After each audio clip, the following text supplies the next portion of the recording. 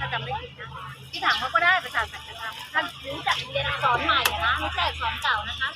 สอนใหม่แล้วก็เลยไปที่จะมีซอยแล้วเลี้ยวเข้าไปเข้ากูเกิลเข้าไปแล้วไม่พาหนูไปไหนก็ไม่รู้เนี่ยมันพามาจอดตลอดกูเกิลมันพามาจอดใช่เขาจะไปประสาทกับประจำเนี่ยไปช่วงเย็นๆนี่กับลุงเลย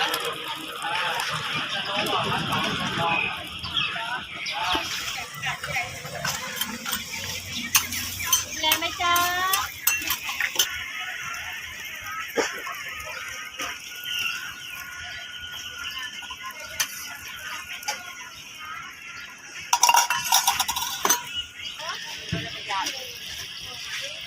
อะไรจ๊ะพี่อันนี้ค่ะลูกพี่คะใส่น้ำตาลไหมคะใส่ไม่เยอะ